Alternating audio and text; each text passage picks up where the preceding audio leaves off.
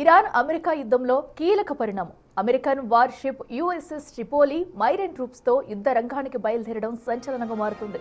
ఇరాన్ను అన్ని వైపుల నుంచి కార్నర్ చేసేందుకు అమెరికా రెడీ అయింది.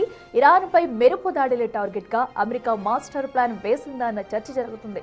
మైరైన్ ట్రూప్స్ రంగంలోకి దిగారంటే వార్ జోన్ మరోలా ఉండబోతుందంటున్నారు. జపాన్ నుంచి బయలుదేరిన ఈ యుఎస్ఎస్ ట్రిపోలి ప్రస్తుతం మైరైన్ బలగాలతో మిడిల్ ఈస్ట్ వైపు దూసుకొస్తుంది.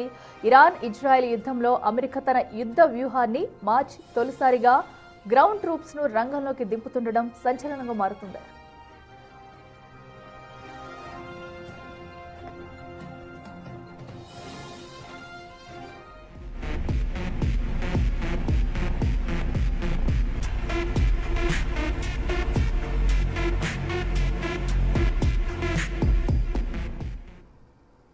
ఇరాన్తో పోరులో అమెరికా వ్యూహం మరో స్థాయికి చేరింది. ఇప్పటి వరకు మిస్సైల్స్ తోనే పని కానిచ్చిన అమెరికా ఇప్పుడు గ్రౌండ్ ట్రూప్స్ తో పోరాడేందుకు రెడీ అవుతుంది.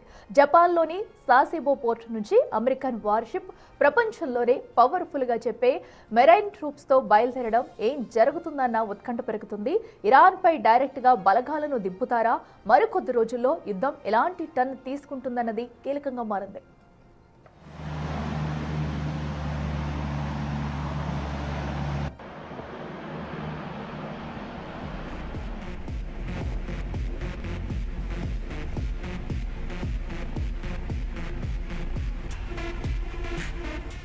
జపాన్ కేంద్రంగా పనిచేసే 31వ మెరైన్ యూనిట్ కు చెందిన సుమారు 2500 మంది మెరైన్ ట్రూప్స్ చాలా పవర్ఫుల్. వీళ్ళు ఎలాంటి ఆపరేషన్ అయినా ఈజీగా చేసేస్తారు. ఈ మెరైన్ గ్రౌండ్ ఫోర్స్ ఇరాన్లో ఎలాంటి వ్యూహాలతో ఉందన్నది ఆసక్తికరంగా మారుతుంది. ఇది ఇరాన్ పై యుద్ధంలో తొలి గ్రౌండ్ ట్రూప్స్ డిప్లాయ్మెంట్. ఈ అమెరికన్ మెరైన్ ట్రూప్ భూమి, సముద్రం రెండింటిలోనూ పనిచేసే యూనిట్.